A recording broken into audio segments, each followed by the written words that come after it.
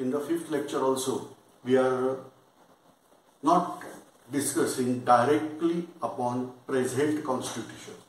We are discussing only the British rule. Yet we are there in the British rule, and how actually what provisions are today in our constitution, how they were developed, that part we are going to discuss. So here I am once again telling you that in previous lecture we discussed about Indian Council Act of 1909. In that we discussed that it was considered as father of communal electorate, that Morley Minto reforms. So they were considered as a father of communal electorate, but actually why to blame them? The thing is that these are the strategies made by strategy makers, those who are there in government. They decided this type of strategies, and then according to that strategies, the government is working. So no doubt in the movie, as we are discussing, that hero is doing something in that movie or heroine is doing something in that movie, but practically we are aware that neither hero nor heroine, they are having right to do anything in that movie. Okay, the story is written by somebody else. From that the screenplay is written. From that the director is there to direct them, and all these things are there. And ultimately it's actor's responsibility to present you whatever the given things are there, that is reached till you. So same way the strategy makers are there to make strategy, and then accordingly some hero heroine they are there, they are acting out. So I am revising once again that after Indian Council Act of 1909, at that time British Empire was at its zenith. Already the war of supremacy was broke out between European countries, as it was always there, but now this time with modern machinery and all that, because Prince Bismarck from Prussia, he proved the importance of modern machinery for Germany, and then onwards World War was there on the, we can say, doorstep. But in 1914 there was beginning of World War. So it was expected since 1905, and ultimately after 9 years the incident happens, and finally Britishers manage to get victory in this World War. This is, we can say, with help of America, that is USA at that time. So with help of USA, with help of we can say little bit of France, but most important thing, for war we required army and resources, and both army and resources were taken from India. It was India that was there to give them resources to very, very great extent. At that time, what was Indian situation? Do Indians were really helping Britishers? Answer is yes. Surprisingly, Indians were helping Britishers in World War, particularly what we call that father of nation, that is Mahatma Gandhi. His statement was there that emperor, when that emperor is in trouble, it's duty of their subjects to help them. Then many Indians work on their own account for British victory, and finally Britishers got victory. Now when World War was going on, at that time Britishers needed Indian help badly, and they promised that we are supposed to give you back what you are going to help us, we are going to give you back. To the surprise, during this World War, Lokmanya Tilak, the Congress leader that is from extremist group, he was there in jail, but he came out after completion of 6 years imprisonment at Mandale. He is the only Congress leader, prominent leader of Congress, who suffered jail for more than 5 years at a time. Now, he was demanding a concept that is called as freedom, wrongly translated as dominion status. There is lot of difference between freedom and dominion status. But here, Lokmanya Tilak was demanding freedom, but in latter phase it was translated as dominion status. He claimed that freedom is my birthright and I am going to achieve it.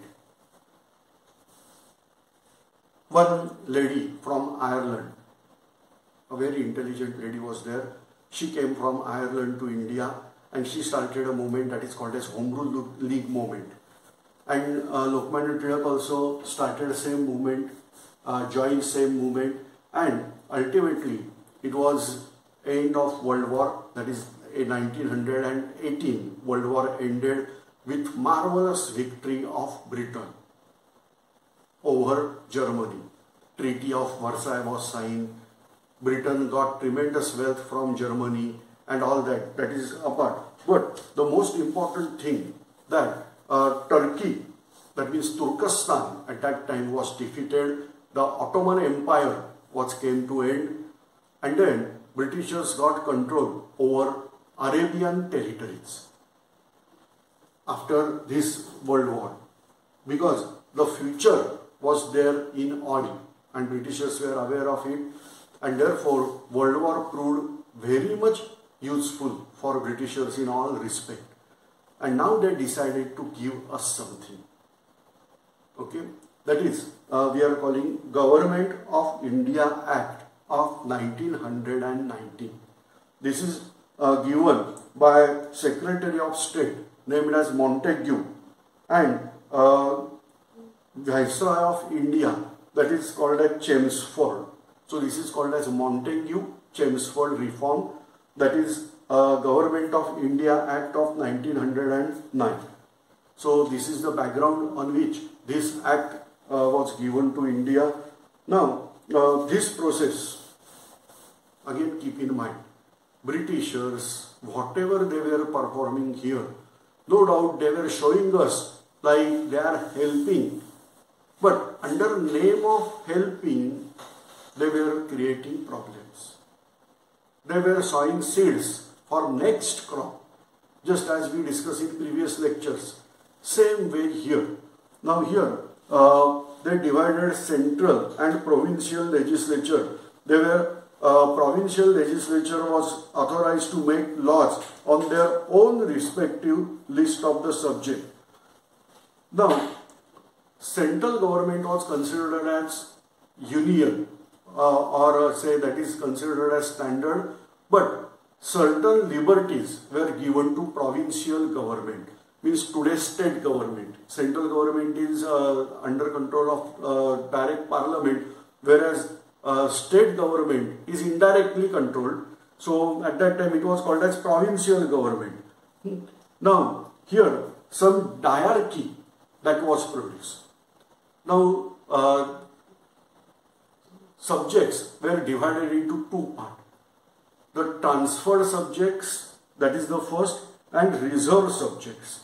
Like that, some diarchy experiment was produced in government. Now just try to recollect our previous lecture where we discussed that whatever the innovative ideas were there regarding parliament that were implemented first in India, and then by looking at the result they decided, okay, we can continue. So this diarchy of government was used in India, but the experiment was totally having failure, and so it is rejected in latter reform. So in 1919 we got this diarchy government. Then it introduced first time the bicameralism and direct elections in the country. Now Indian Legislative Council, that was replaced by bicameral legislature like England was having, that is upper house and lower house. Now upper house, that is called as Council of State, and lower house, that is called as Legislative Assembly. Now today we are considering Legislative Assembly for state government, but at that time it was considered for central government only. So this was, again you can check previous lecture only. There we have discussed that world is divided into two parts, Greek and non-Greek, and what is your role your means Alexander's role to conquer non-Greeks and make them like Greeks. So same thing is here. Now they introduce parliamentary system in India, and same parliament as it was there in government. Same to same, like Indian parliament, in India also they carried out the upper house and lower house concept. Upper house is called as Council of State and lower house that we called as Legislative Assembly. Now, in Viceroy's Executive Council, 6 members were there. Out of that, they decided 3 members must be Indian. But in that 3 members, Commander-in-Chief should not be Indian. So Commander-in-Chief, that is the most important post, and that was not supposed to be Indian. So like that,